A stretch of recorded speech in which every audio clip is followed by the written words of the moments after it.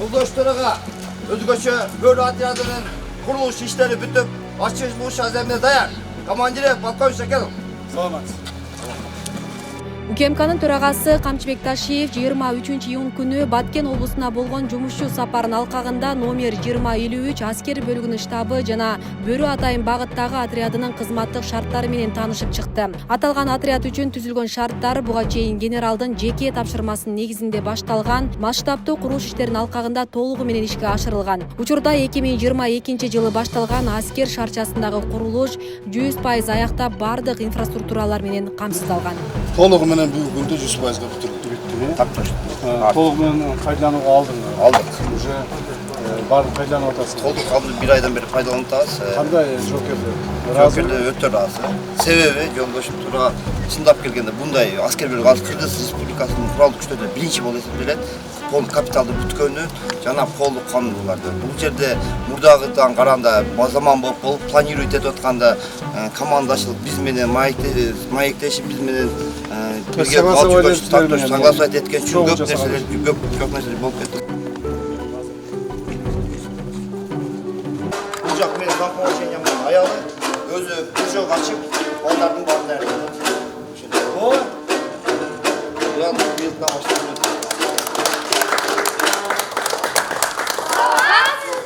Саламатчылык, кандайсыңар? Эсолдор жакшы комуз үйрөнүп алыпсыңар, а? Мындан да жакшы үйрөнгүлө. Сизге рахмат чоң. Десолтто болуңуз. Бардыгы эми жанагы эмеде бар экен, кондиционерлери бар.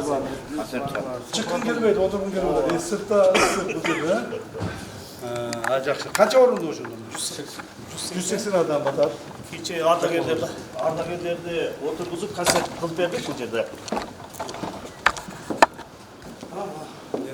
Сону көрдүгө бар. Музыкалдык аппаратурабыз, кино көрүүчү аспаптарыбыз толук менен алынган. Ал менен заманбап. Трубка шуму изоляция полный кылынган. Эхо жок, концерт өткөнгө жакшы. Отургучтар да жакшы экен, Спецназ бөлүнүн аскердик бөлүктөрүнүн кечинде келип алып көрүп, аябай көзүбүз менен мындай кубанып, жүрөгүбүз менен аябай сүйүндүк да. Иничектерге ушундай дем берип аткан, ушундай мамлекет тарабынан колдоо көрсөтүлүп атканын көрүп, аябай сүйүндүк да.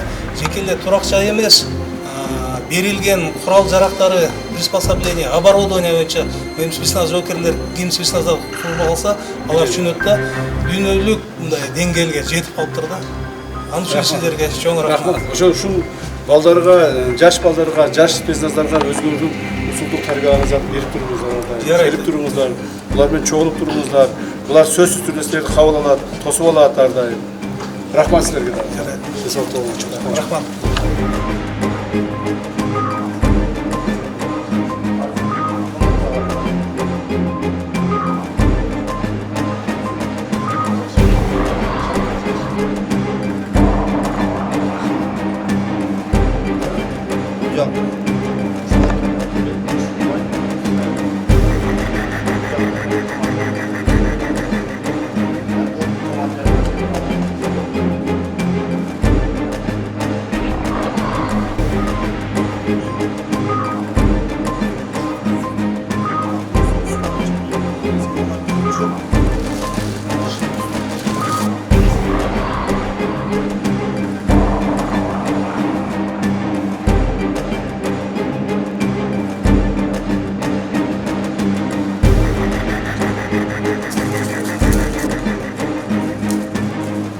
Жыйырма 53 аскери бөлүгү Бөрү Атайын багыттагы отряды жайгашкан аймак 5 гектардан ашык. Бул жердеги имараттар 38 элементтерди камтыйт. Жаңы түзүлгөн шарттар аскерлердин оперативдүү даярдыгын жогорулатууга, кесиптүүлүгүн бекемдөөгө жана алардын моралдык, психологиялык абалын көтөрүүгө өбөлгө түзөт.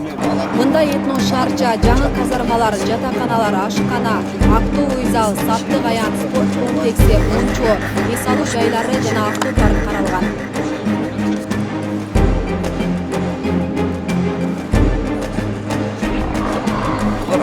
Дрондорду баары кыплагап воздействие.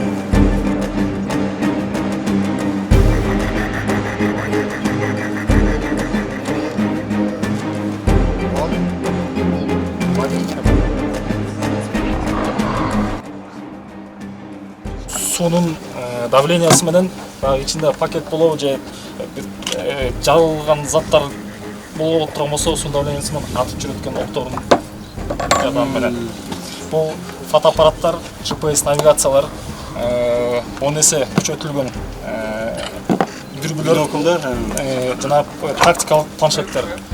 Саперлор отуруп донесение жөнөтүп, ошондой эле булар Китепте кыргызчага кото перде чек ара жана бажы кызматтарында мыйзамсыз куралдарды ташуу боюнча ошону сизге бирөөсүнө кыскасы белекке.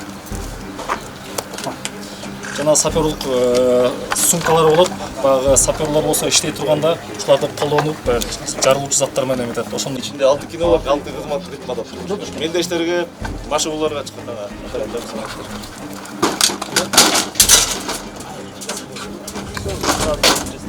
İçinde itler için dapolun üstüne kancar koyulan.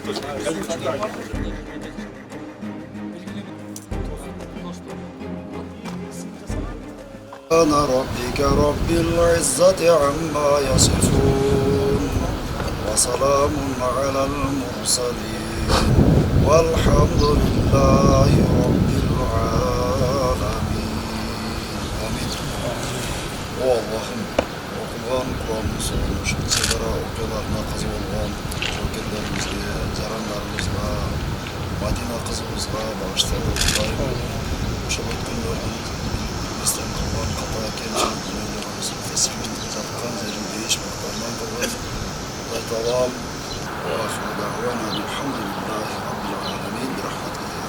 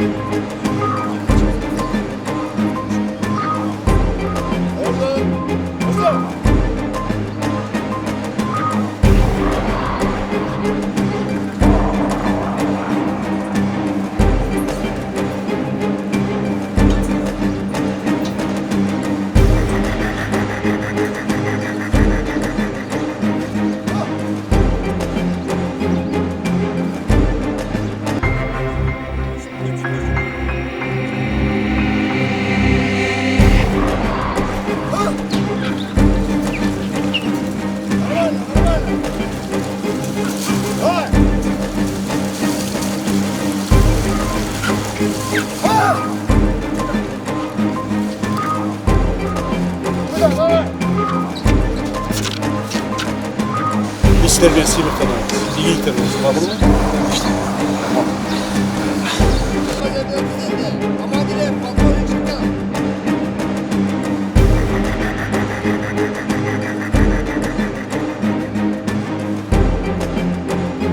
Саламатсыңар жолдоштор.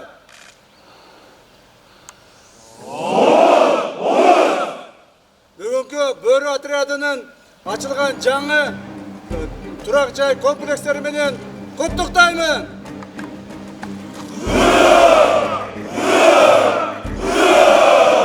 Эркен төр. Биздин мамлекетибиздин башчысы, мамлекетибиздин президенти, куралдуу күчтөрүнүн башкы кол башчысы урматтуу Садыр Нурбаевичтин алдыбызга койгон тапшырмалар негизинде мына ушул сиздердин аскер бөлүгүңөр толук бойдон кайрадан куралып чыкты.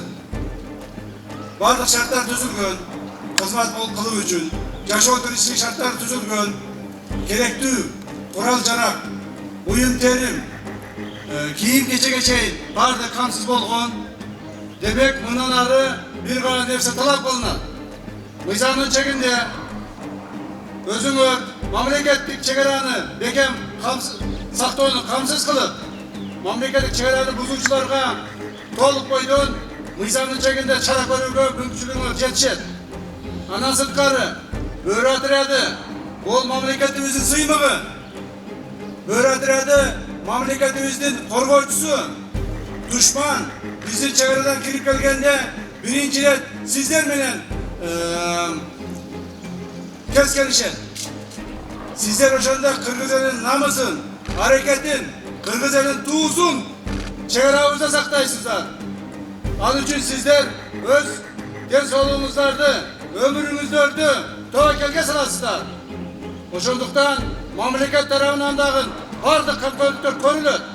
Сиздердин таза, акыйкат жана берилгендик менен кызмат кылууга бардык шарттарды түзүп беребиз. Кылган эмгегиңиздер үчүн ыраазычылык билдиребин, рахматымды айтамын. Саламатта болуңуздар.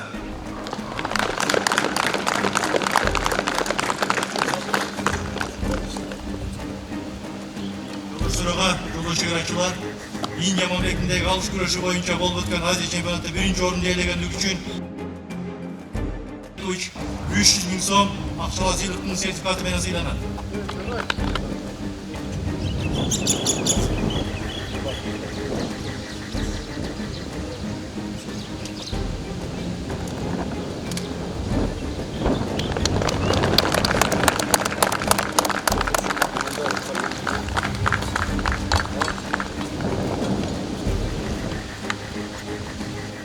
жарайт, атамекенге жана бөлгө кызмат кылам. Рахмат.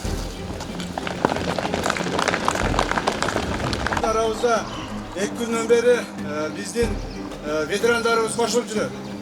Бул ветерандарыбыз кайсы бир убактарда биринчи жылдар мурда силерге окшоп эле катарда турган, силерге окшоп мамлекетибизди, эл жерибизди коргогон биздин бөрү отрядыбыздын кызматкерлери. Ушул биздин ветерандарыбыз сиздерге келип, сиздердин жаңы комплекстерди көрүп, силерге мындай өздөрүнүн тарыхый белегин алып келди. Ушуну рухсат этсеңиздер, мен тапшырып коеюн.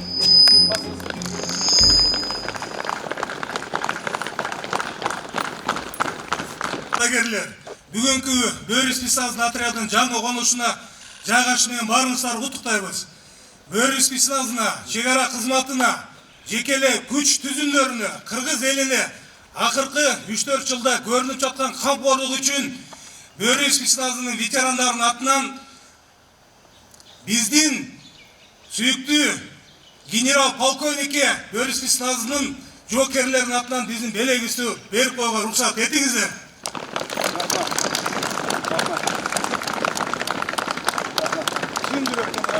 Асель Сыдыкова, Замирбек Тойчубаев, Регион телеканалы, Баткен.